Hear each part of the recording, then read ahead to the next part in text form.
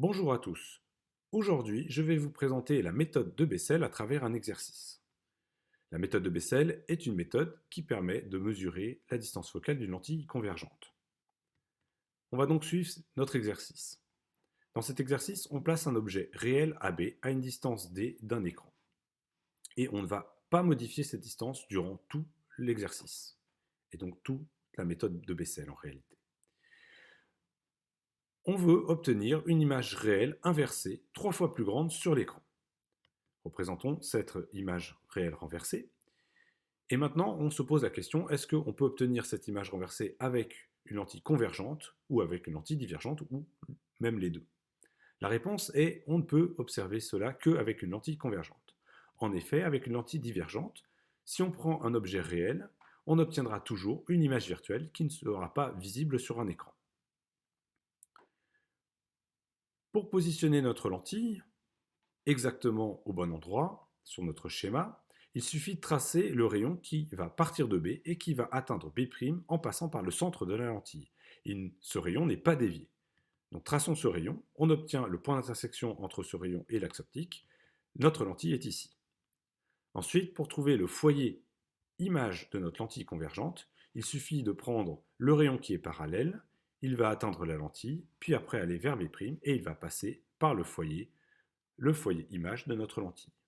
Alors on pourrait mesurer avec un schéma à l'échelle, la distance ici, mon schéma est à l'échelle ici, et on pourrait avoir une idée de la longueur de la distance focale. Mais dans une vraie expérience, on ne voit pas les rayons partir de B et arriver jusqu'à B'. On ne voit que l'image se former, et il est donc impossible de voir ce point F', en tout cas aussi facilement. On va donc chercher une autre technique, pour calculer la distance focale de notre lentille convergente. Alors la deuxième question, on nous pose, existe-t-il une autre position de la lentille donnant une image sur l'écran, sachant qu'on ne doit pas modifier la distance grand D? Pour répondre à cette question, on va partir de la formule de conjugaison 1 sur OA' moins 1 sur OA égale 1 sur F'. On va écrire cela un petit peu différemment. On va poser que la distance entre A et le centre de notre lentille, on va le noter x. Alors attention, x est une distance, donc OA bar est égal à moins x. De même, on va faire intervenir ce x dans OA', et la distance OA', c'est exactement D moins x, x étant positif, donc on a D moins x. On modifie ça donc dans notre équation de notre formule de conjugation et on obtient l'équation suivante. Quand on tombe sur ce genre d'équation, il faut tout de suite mettre sur le même dénominateur. C'est ce que nous faisons ici. Et on obtient x plus d moins x sur la multiplication des deux dénominateurs, x facteur de d moins x, et c'est toujours égal à 1 sur f'. On voit que le numérateur se simplifie très facilement, on obtient d, tout simplement, les deux x se simplifiant. On bascule le dénominateur de ce côté et le dénominateur de ce côté-là, et on obtient la formule suivante, x d moins x est égal à f'. Alors, juste en développant cette partie, et en basculant ce terme de l'autre côté, on obtient une équation du second degré, x carré moins xd plus f'd est égal à 0. Si on a une équation du second degré, on a potentiellement deux valeurs de x, et donc deux positions possibles pour notre lentille. C'est ce qu'on voulait démontrer. Mais attention, c'est une équation du second degré. Et donc, il y a une condition à satisfaire pour avoir deux solutions réelles. Il faut que le discriminant soit positif. Si on calcule le discriminant à partir de cette équation, on obtient grand D carré moins 4f'd. Il faut donc, si on factorise par grand D, qui est forcément positif, il faut donc que D soit supérieur à 4f' pour avoir deux positions possibles pour la lentille, et obtenir donc deux positions pour lesquelles on a une image réelle qui va se former sur notre écran. C'est une contrainte importante pour cette technique. Il faut absolument que la distance D soit 4 fois plus grande que la distance focale que l'on souhaite mesurer. Il faut donc avoir un a priori sur cette distance avant de pouvoir faire cette expérience.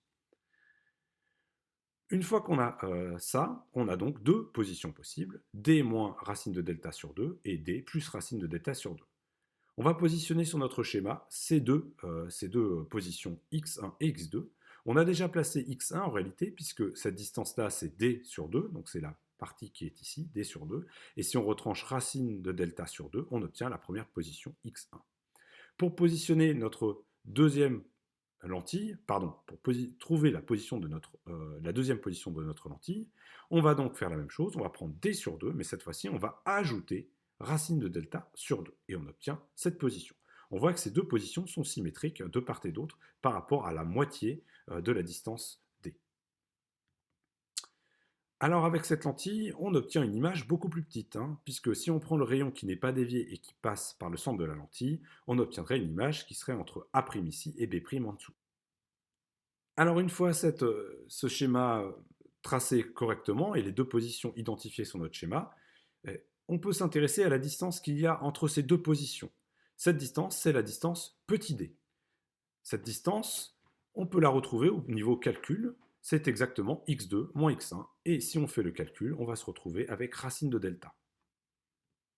Donc cette distance d, c'est la racine de notre discriminant. Or, notre discriminant, rappelez-vous, c'est d au carré moins 4f'd.